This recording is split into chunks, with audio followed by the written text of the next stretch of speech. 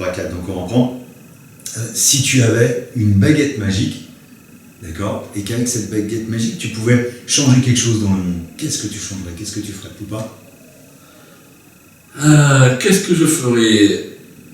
D'un point de vue personnel, je sais ce que je ferais et en même temps je vais le garder pour moi.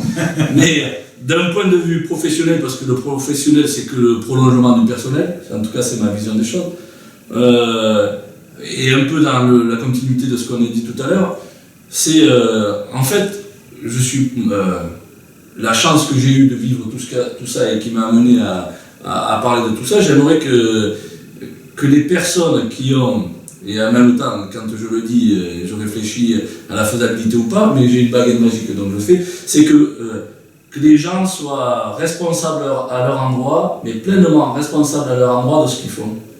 Et quand je dis pleinement responsable, c'est responsable au terme de responsible, capable de réponse à l'endroit où ils sont.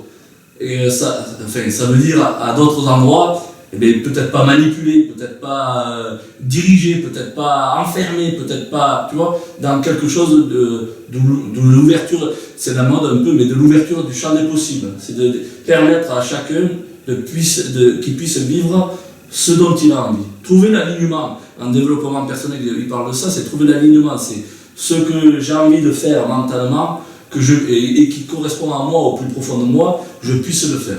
Trouver l'alignement. Donc la baguette magique pour trouver l'alignement. C'est permettre à chacun de trouver sa propre raison d'être. Sa propre raison d'être. Troisième volet, l'enfant, justement, quel type, on va dire, d'enfant ou d'adolescent tu étais? Plutôt turbulent, joueur, studieux?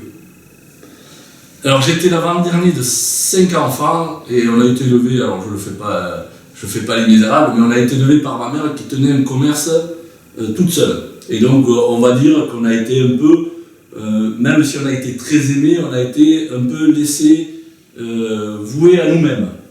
Et moi j'étais l'avant-dernier et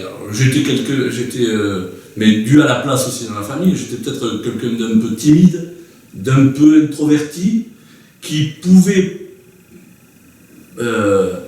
poser questions aux gens mais parce qu'en même temps je me posais beaucoup de questions sur le pourquoi des comment, et j'avais quelques copains, mais j'avais pas suffisamment de copains avec qui partager tout ça. Voilà. Et donc du coup, un jeune un peu introverti, timide, un peu à part. Je le dis comme ça. D'accord. Si justement tu passais là, dans cette pièce, 2 heures avec cet enfant, aujourd'hui, tu lui dirais quoi? Je lui dirais que on lui a longtemps renvoyé qu'il était peut-être à côté de la plaque, ou qu'il était un peu space, on va dire, un peu perché, et aujourd'hui, je fais de tout ça une force, donc je lui dirais te pose pas de questions, enfin, ce que tu fais, tu le fais pour le mieux, continue de le faire. On a beaucoup de points communs avec Yvan.